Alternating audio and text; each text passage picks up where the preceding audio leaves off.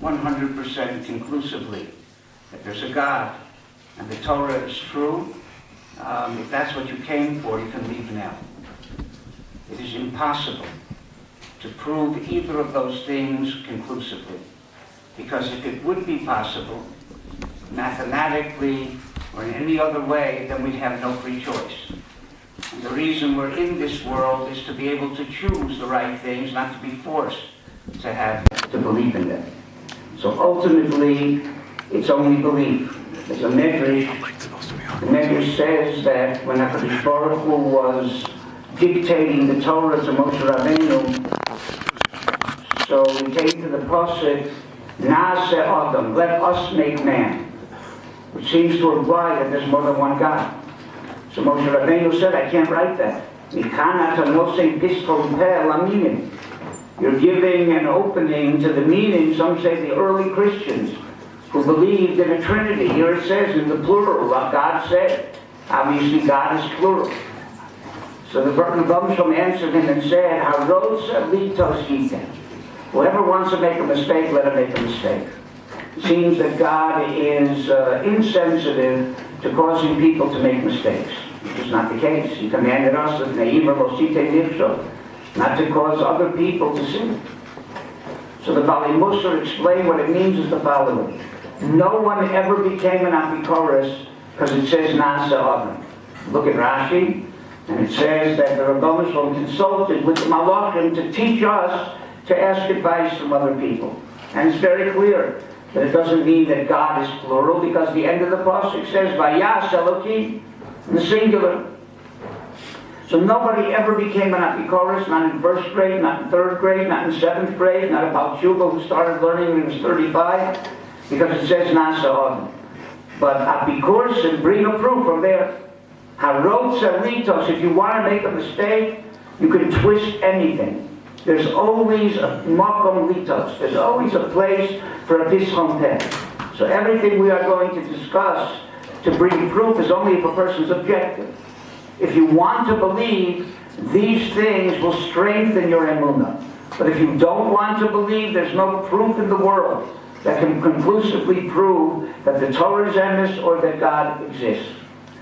The Reb Shamshon Hirsch says that the mitzvah of Emunah is not the knowledge that there's a God, but the acknowledgement that there's a God. It's accepting it. Using your bechira to accept that fact.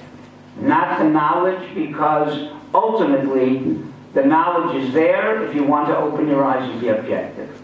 Okay, with that, we will start trying to speak to people who are ma'aminim, b'nei ma'aminim, but need a little strengthening to strengthen that emunah. We remember Amalek once a year, and that is sufficient to remember that occurrence. Yet Yetzias Mitzrayim, which is much more well known than Amalek, we remember about 1,000 times a year. How simple-minded did God think we were, that we would forget Yetzias Mitzrayim if we didn't remember 1,000 times a year? But the idea is, the Kuzri asked the following question. He says that the three major religions, Christianity, Islam, and Judaism, each one has a tradition as to the truth of its teachings.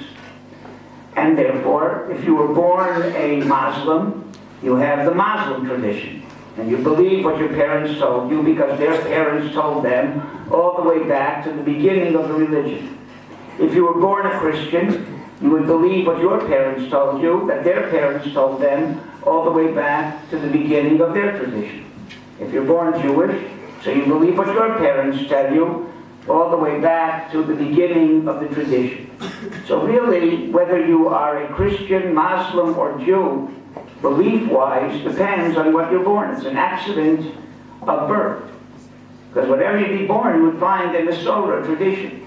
Is there any difference between the tradition that we have and the tradition that they have?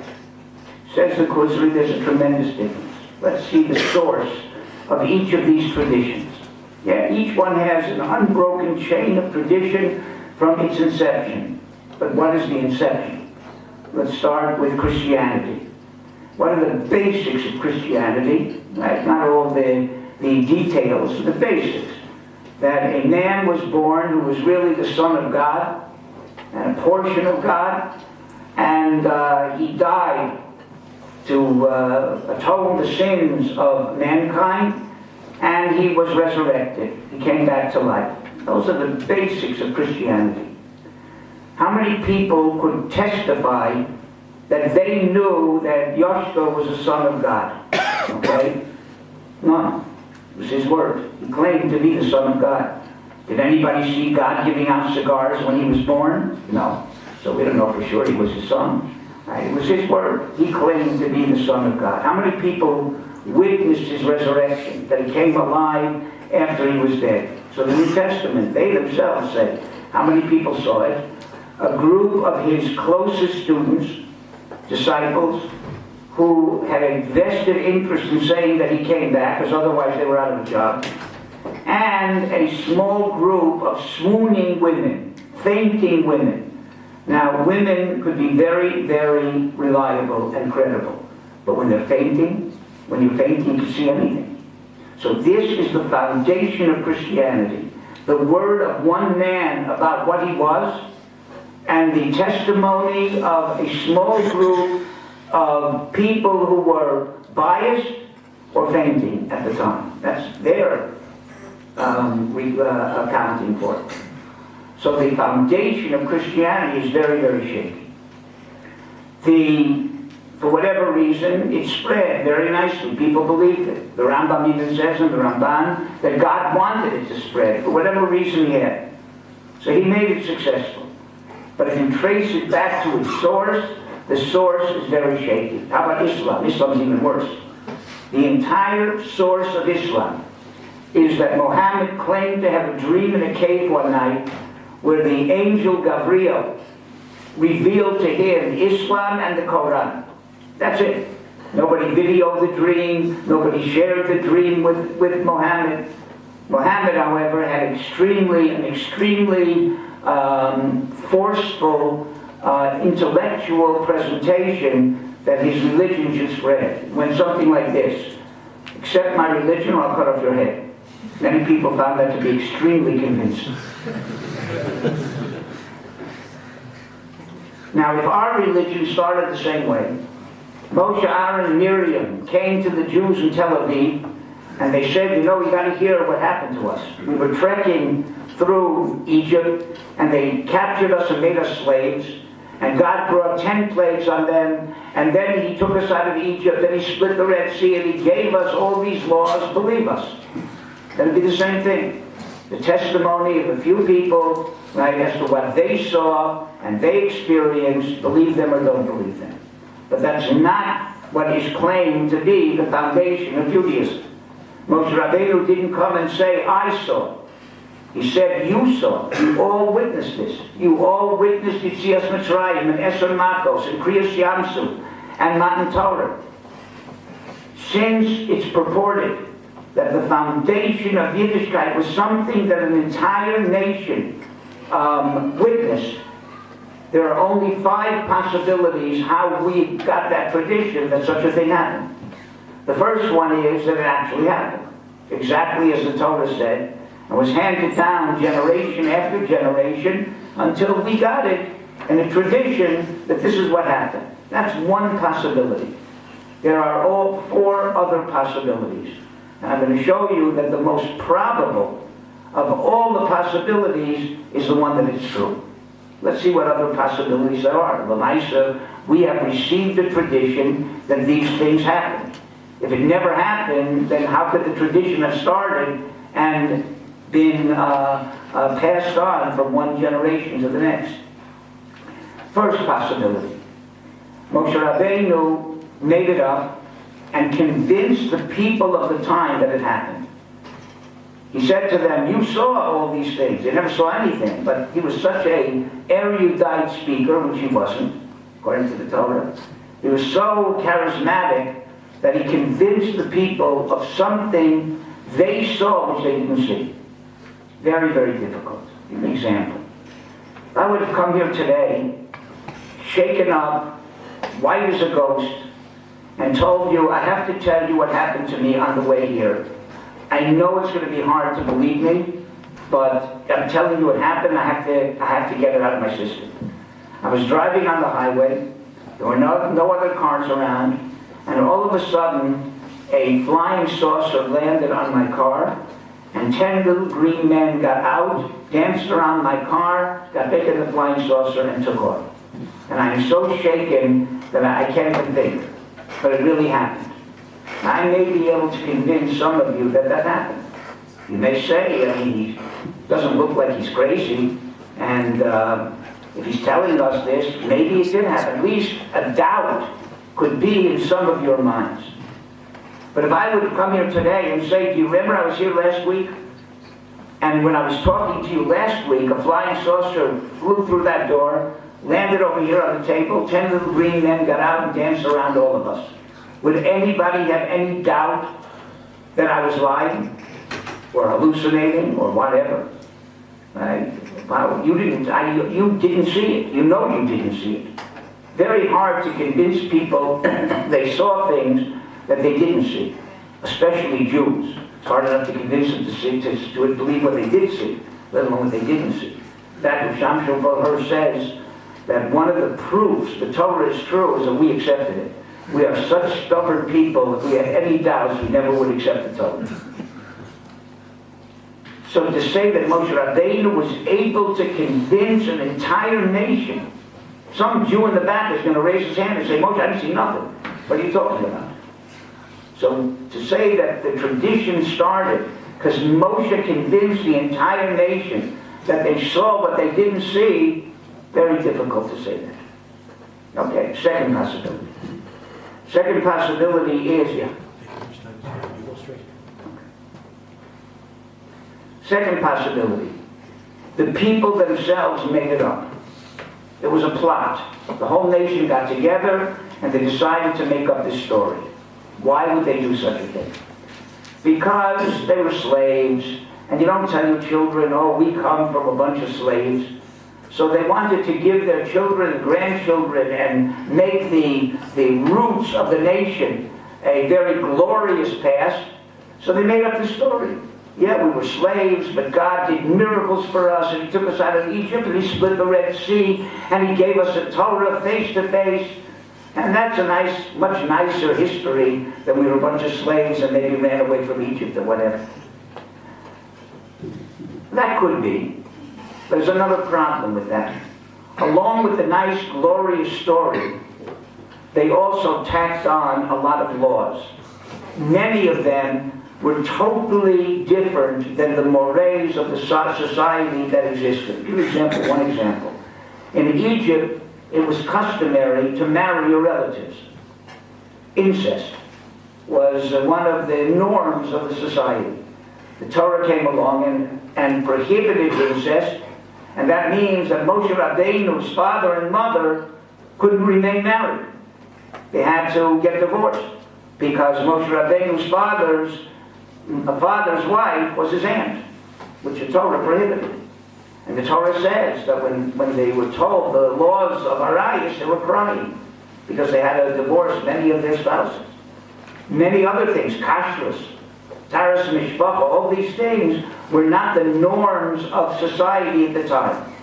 So they made up things and made things that were oppressive to their children for no reason. They made it up. They tacked on all of these laws, and they knew they weren't true. Now I'll tell you, if I thought for a minute that putting on little black boxes on my head and my arm was made up by somebody a few thousand years ago, there's no way that I would get up at 5 o'clock in the morning and put little black boxes on my head and my arm. Let the person who made it up do it, not me. The only reason I do it is because I believe that God commanded, and there's reward and punishment, and I want to do what will benefit me eternally. But if I didn't believe that, there's no reason why I should do it. So here are parents that made up laws that were basically oppressive to their children, knowing that it was not true, and yet they forced this on their children knowing that they're suffering for nothing by doing all these things. And even if there's a few people who would do that, an entire nation, and even if an entire nation would do it, when people are on their deathbed, they usually like to tell the truth. That's why a deathbed confession is accepted in a court of law. Don't you think that some of the people, before they died, would call in their children and say, listen, the little black boxes, forget about them, we made it up. Right? You can marry your sister. We made it up. So, very improbable that that the people themselves got together and made a hoax and foisted this on their children and future generations. Very improbable. Possible, but improbable. Next possibility. Nobody made it up at the time when they had to either convince people they saw things that they didn't see or make up something they didn't see as if they did. Next possibility is that it only was made up 1,000 years later by Ezra. This is what the Apikursim say, some Apikursim. Ezra made up the Torah. Okay? So you didn't have to convince anybody that they saw it. He's telling you what people saw 1,000 years ago. Why would Ezra want to do that? Maybe it was a rainy day, had nothing better to do, so he decided to make up the Torah.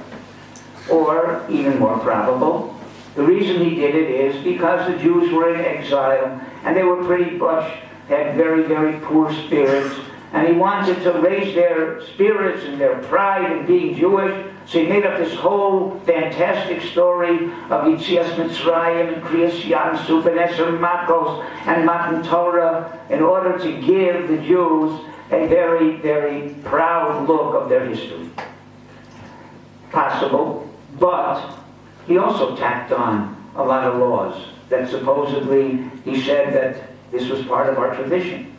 And you had to get rid of your non-Jewish spouses. Right? That wasn't so easy. Many Jews were intermarried, and they had to give up their husbands or wives. Now, why would anyone want to believe Ezra, especially with the argument that if it's true, how come nobody ever heard of it till now? You're the only person who knew about it. Because if it didn't happen, nobody could know about it. So Ezra gave them something new that supposedly happened 1,000 years earlier, and yet nobody knew about it. And somebody's going to raise their hand and say, Ezra, just because you say this happened and these laws are incumbent upon us, who said it? We never heard about this.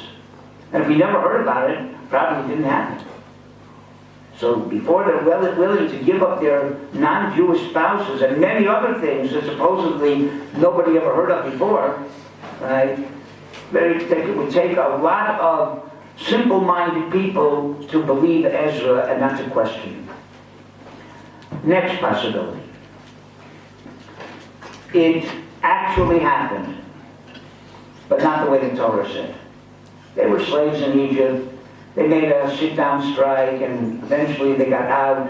When they went out, they jumped over a puddle, right? And then they got some laws, and that was it. But over thousands of years, the story got changed and exaggerated. Like the person who caught a sardine and turned it into a whale after telling the story over a few times. And they were talking about over generations. So in the beginning, father told his son or daughter that we went out of Egypt, told him the story, and the next generation said, that's a pretty bland story. So they exaggerated a little bit, added to it a little bit. And the puddle then became a little sea, a little river, then it became an ocean, then they went under it scuba diving, then they went so-called went over it with a boat, and then the sea split. And every generation, it got embellished a little bit. Until we have it today, the way we have it, or until whatever, and that's how we got this tradition. But it didn't start like that. That's a possibility. And a proof to that that's what happens, is the game telephone. You ever know what the game telephone is? In England, any English people here? In England, they call it Chinese whispers. Okay, why in the world is called Chinese whispers? I have no idea. But there's a lot of things I don't understand about the English.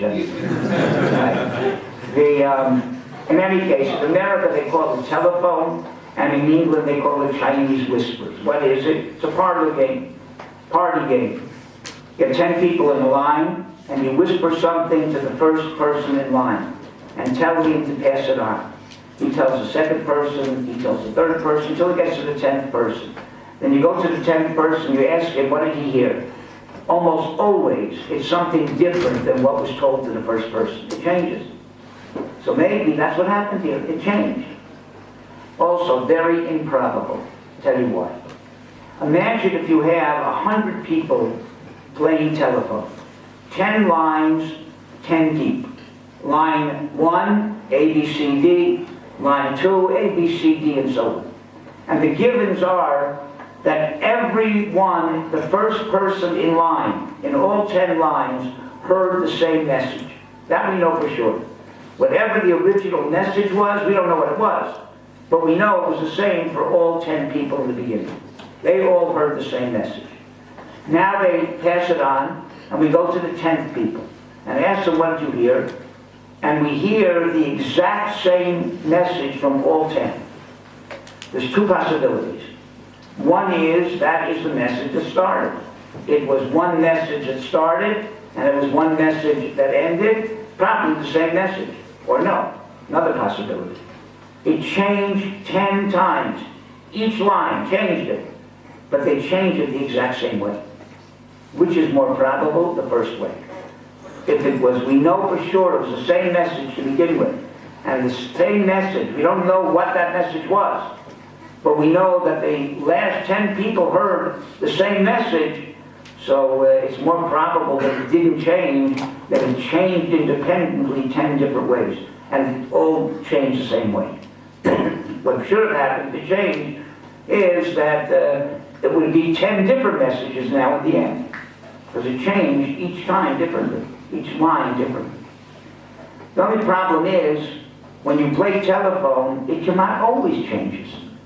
So why over here did it not change? And the reason that it's compared to the second example, where there's 10 lines of 10 people in each line, is because there wasn't one Masorah, wasn't one father telling over his children, one line. It was many, many hundreds of lines. Fathers telling their children, the Rebbe's telling their Talmidim, all over the world, where Jews were scattered already. If it had changed, there should be 10 different versions of Kriyas Yamsuf, and 10 different versions of Yetzias Mitzrayim, and 10 Makkos, 15 Makkos, 20 Makkos, whatever.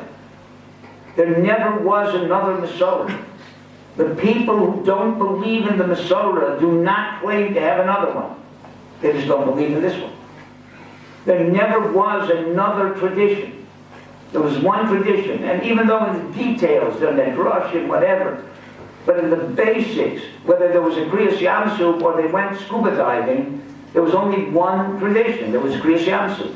If it was 12 paths, or 1 path, or 10 paths, or whatever, that's irrelevant. But the Ikr, there was a Kriyas Yamsuf, there was Yetzias Mitzrayim, there was Eser Makkos, there was a Matan Torah with Asheres HaDibros. All of that never changed. There was not another version. If it had changed, then it should have changed hundreds of times, hundreds of ways. There should be many, many versions of this tradition. There aren't. Okay.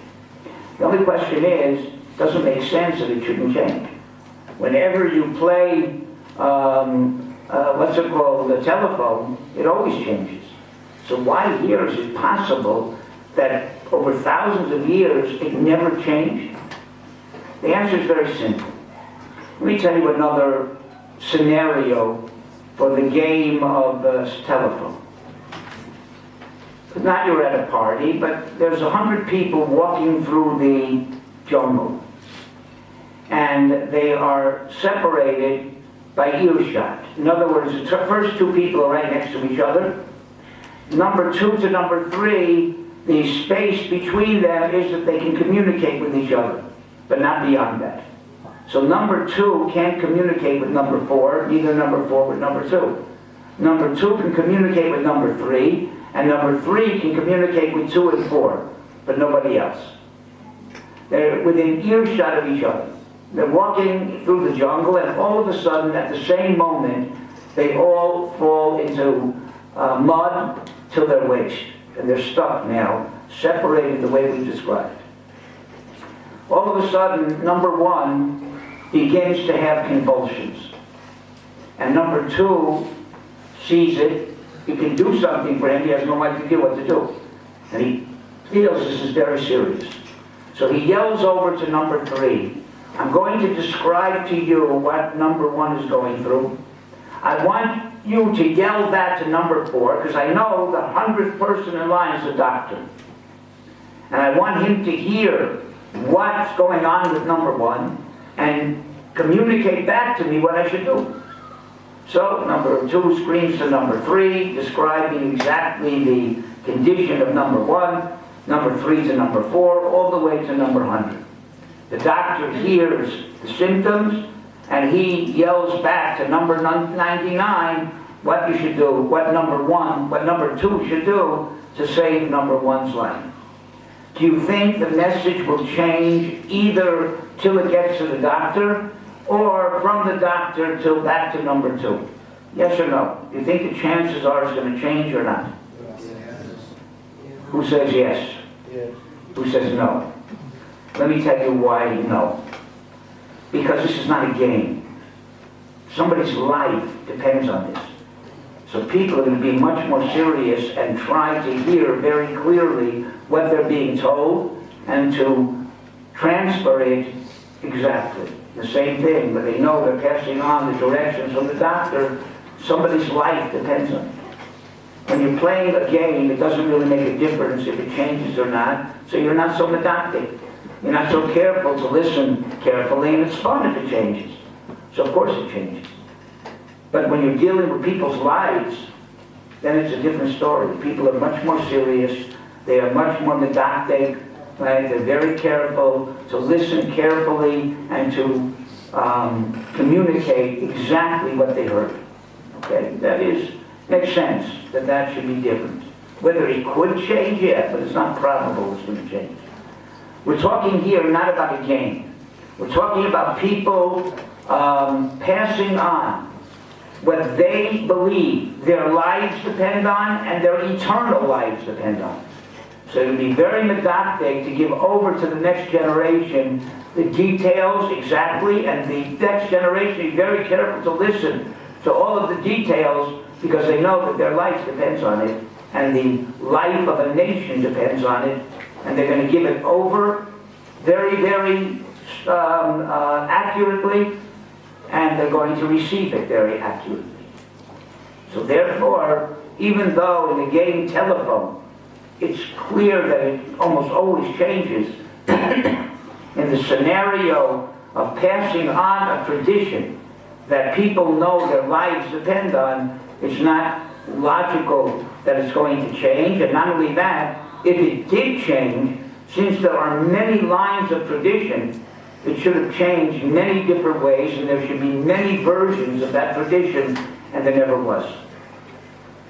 So those are the reasons why Matan Torah, Kriyas Yamsuf, Yetzias Mitzrayim, which are the 3 experiences that sets the foundation for our Emunah, right, are more probable that it actually happened, because the other 4 possibilities are possible but improbable. Again, somebody doesn't want to believe, then he can at will be very subjective and believe any of the other ones to be more probable than this. But that is not because his intellect is guiding him, that's because his emotions and desires are guiding him. Okay, let me take some questions, yeah. If we go back to chance number 4, that there was different versions, and so how we have back, and we have this, we all have one version. But back then things weren't written down like today. So it could be that there were really a lot of versions, and let's say the time of Ezra came around, 1,000 years later, whatever it was, and somebody wrote it down, and he did a good job. So that one became like the accepted, like today, for example. I don't know if people know the origins of Christian holidays. Christmas, for example, is it's like crazy. But the average Christian just assumes the traditional version, that this is the birthday of so-and-so, but they don't really know that there were a million other versions. This is what's accepted. So this was one that was written down. Is that a possibility? It's a possibility, yes. Why it's not probable is because once a person has something, right, that he believes, he heard from his father, who heard from his father, right, and all of a sudden somebody comes along and writes it down differently than that, right, he's not going to accept it so fast. Right? It's very difficult to lose traditions, right?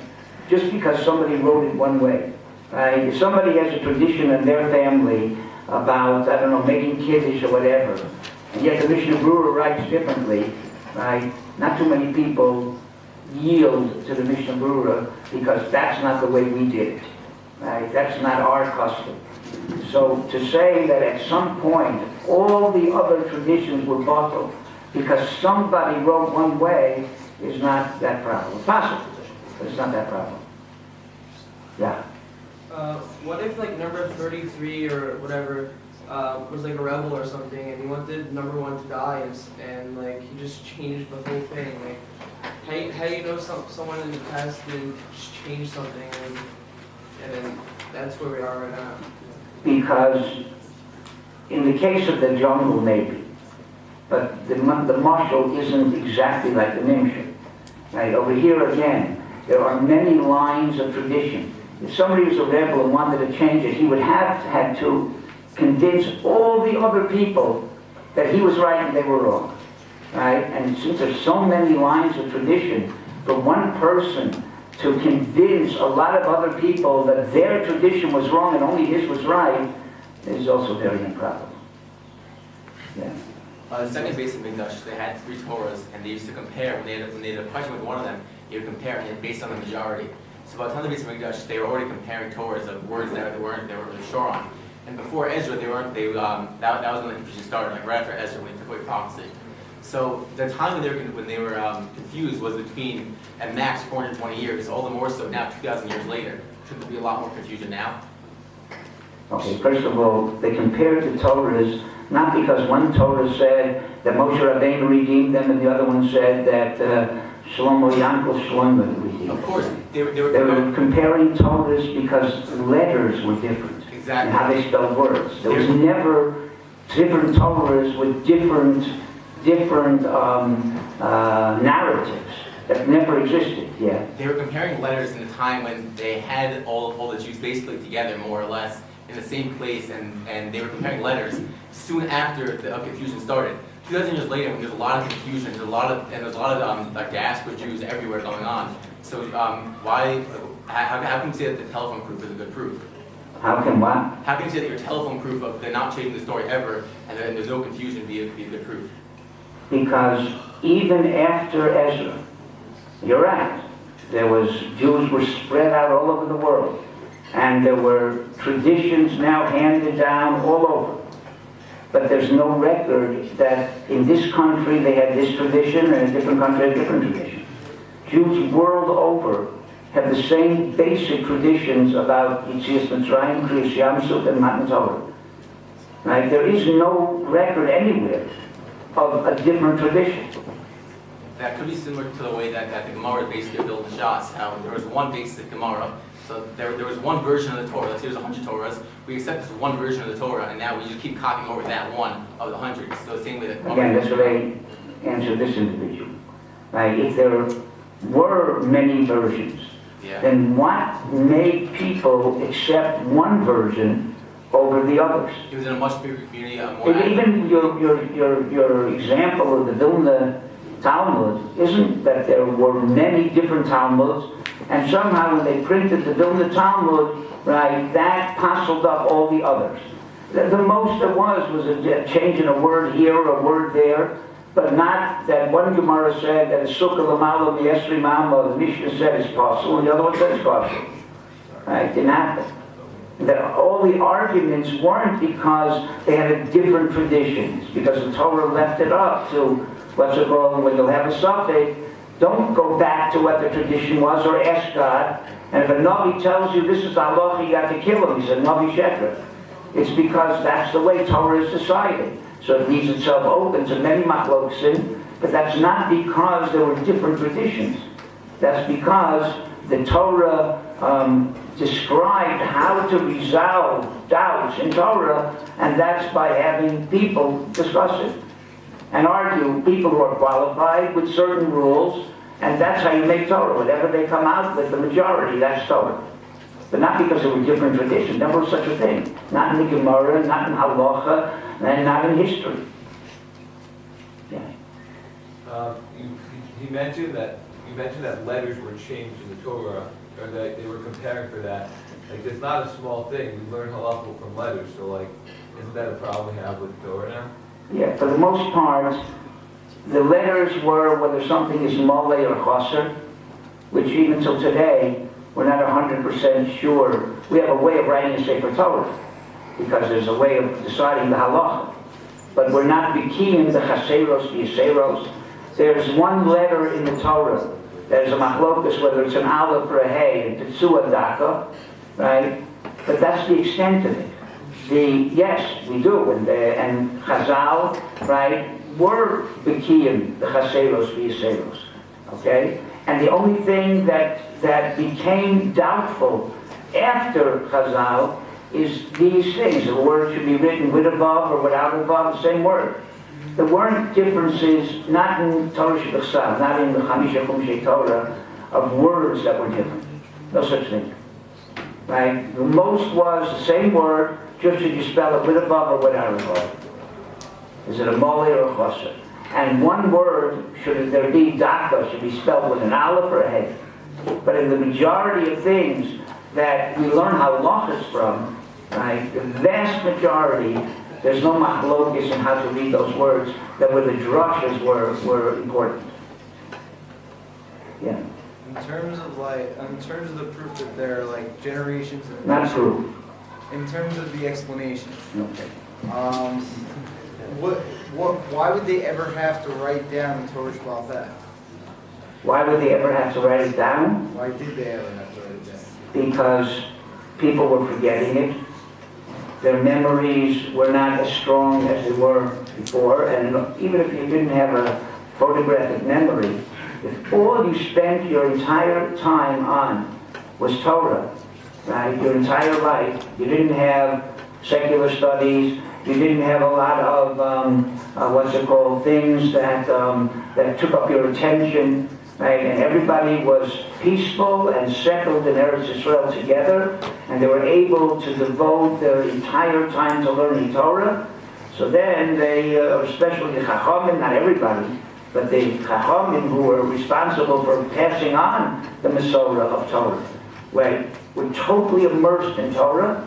So then people weren't forgetting it. On the other hand, when they were in exile, persecuted, right, impoverished, so they couldn't devote, even the Talmidei Chachamim, rare people, to devote themselves totally to Torah. And you read the Sadoros, there's always a decline from one generation to the other. So Rabbi Yehuda Nasi saw that it was going to be forgotten because the circumstances were not any more ideal, and therefore they permitted to write it down. However, even when they wrote it down in a way that unless you had a Rebbe to teach you, you couldn't really get it just from the right art scroll. If you just had the translation of the words without all that bottom explanation, you wouldn't be able to understand it any better than if you learned it in Aramaic. Because even the Aramaic, that's why after the Gemara, then people were forgetting even more. They needed a Rashi, and then they needed a Tosfos. And even after all that, you still need a Rebbe to tell you all this. Because it's very difficult just to open up a book and learn Gemara. Right? Because you need a Rebbe to tell you what it was all about, but he heard from his Rebbe and all the way back. So it still remained mostly Torah Sheba'al Peh. And that's why it was written, the Mishnah was written B'dafka, Chesurei Nechsara, right? Or it's only according to this opinion. There's so many things that the Gemara explains the Mishnayos that from the Mishnah itself it's written in such a cryptic way that you couldn't understand it without a Rebbe explaining to you. And the doctors, they wanted to be Torah Shabbat Peh. So even after all of that, right, it still remained Torah Shabbat Peh. Yeah. Why is it impossible to think that Yashka was just a Navi? Was what? Just a Navi. Was it possible? First of all, he didn't claim he was just a Navi. But he was the Messiah. I'm saying, so why? Yeah, I'm saying, so why believe he was a Navi if he himself didn't say it? Fine, Messiah. Why is it possible to claim that he's Messiah? Why isn't it possible? Yeah. It's possible, except all the Nevi'im said that the Messiah is going to bring peace to the world. Jews are going to go back to Eretz Israel. Everything is going to be calm, cool, and serene. And Yidden will be able to keep the Torah and learn the Torah to the most ideal circumstance. That's what's in the Nevi'im. Okay? Now, Yashka, if he was a Messiah, not only didn't do that, right? He did the opposite. After him, Klal Yisrael went to Golus, and the world is surely not at peace. Not yet. Right? So all the things that Mashiach was supposed to do, Yashka didn't do. And he added one extra point, which none of the Nevi'im speak about. That there could be a Mashiach who fails and comes back after he's dead. That never existed. Right? It's one of the biggest problems with Lubavitch claiming that you can have a returning Mashiach. That is a Christian concept. Right? And even though there are places where Rashi seems to say such a thing, it's not shy. Because all of those that defended Yiddishkeit, Rishonim, Achronim, modern day people, till Lubavitcher Rebbe was nifter, right, brought as a proof that Christianity is false, that there is no source for a returning Mashiach. Okay, that he won't accomplish what he's supposed to accomplish, but he'll do it the second time around. There's no source. The greatest missionary people who went against missionaries. I'm trying to remember his name from Canada. Lubavitcher, very fine guy. But one of his major proofs before the Rebbe died, I think he still holds sway, is that there is no such Jewish concept of a returning Mashiach. And all of a sudden, because the Lubavitcher Rebbe didn't do what Mashiach was supposed to do, and the Rambam says that how do you know if somebody's Mashiach? If somebody comes and claims to Mashiach, how do you know to believe him or not?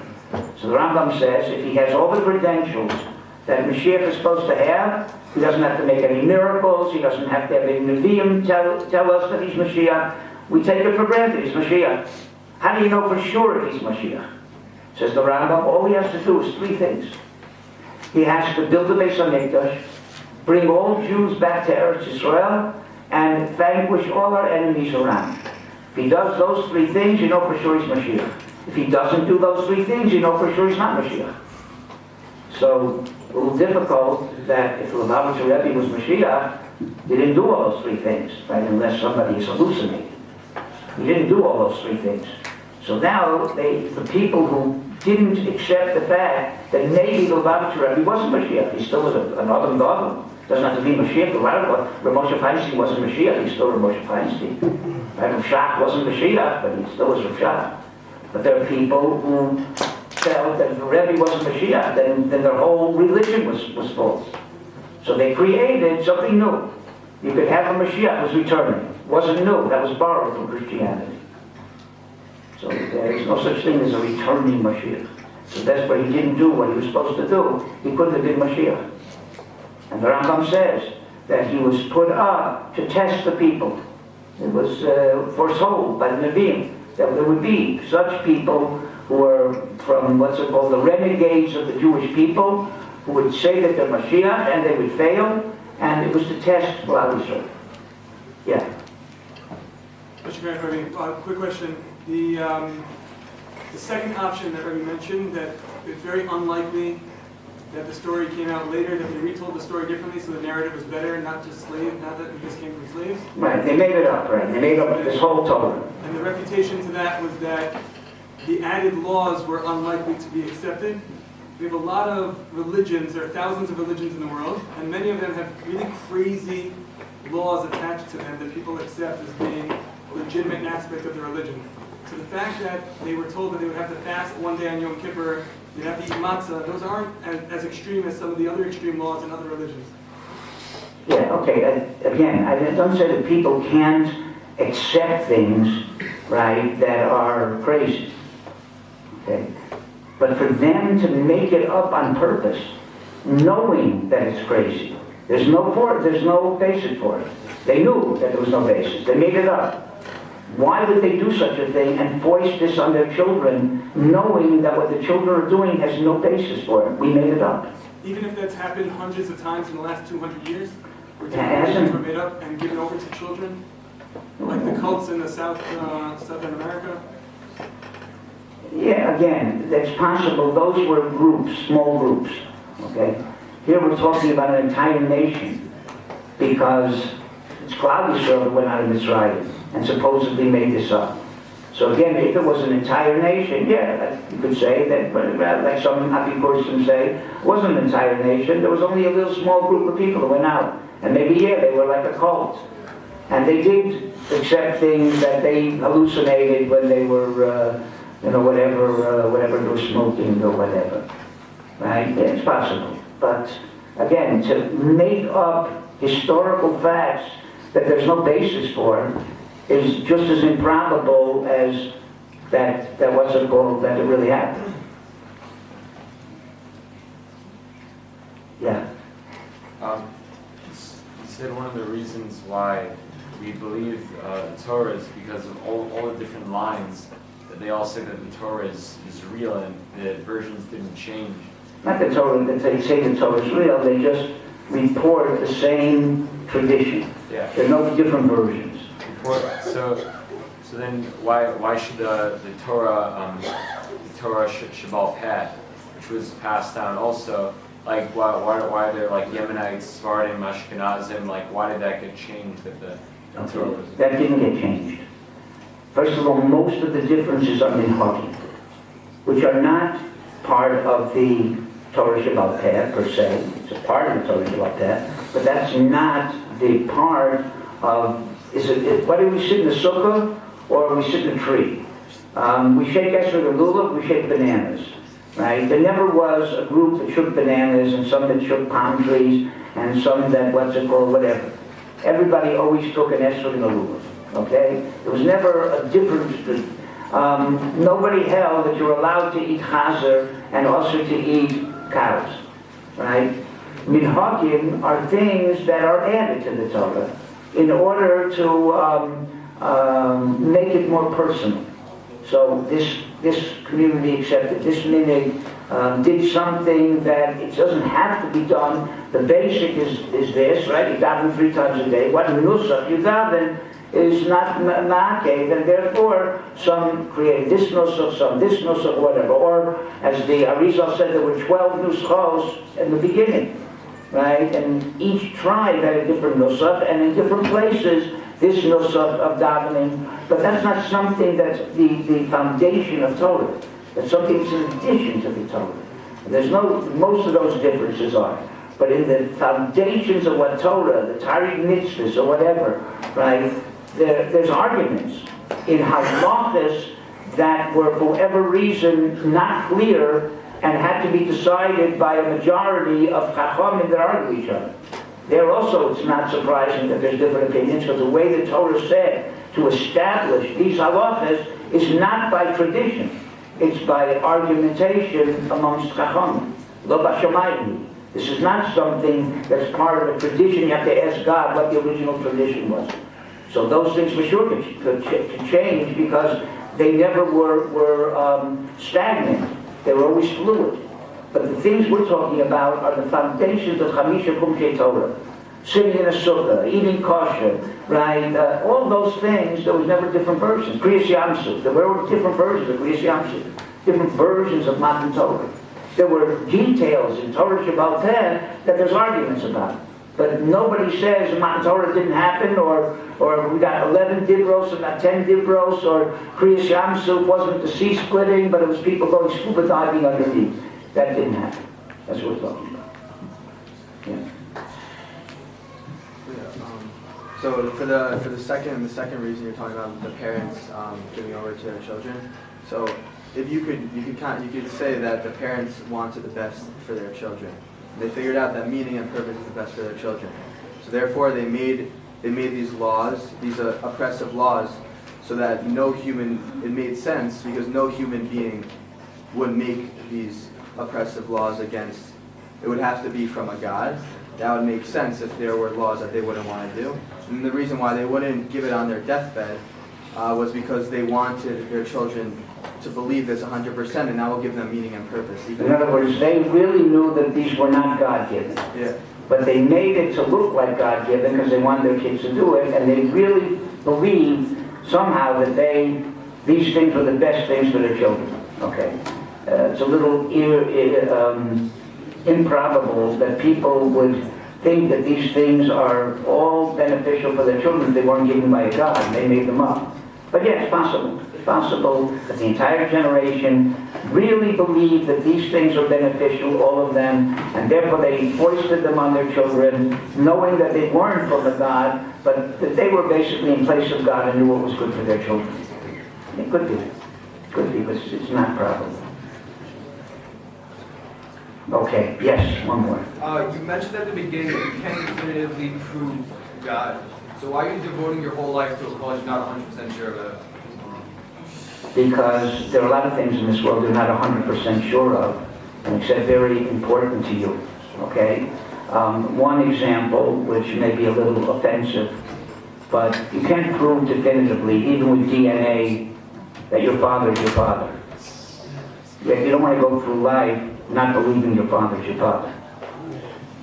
Okay, so there are a lot of other things that you can't prove.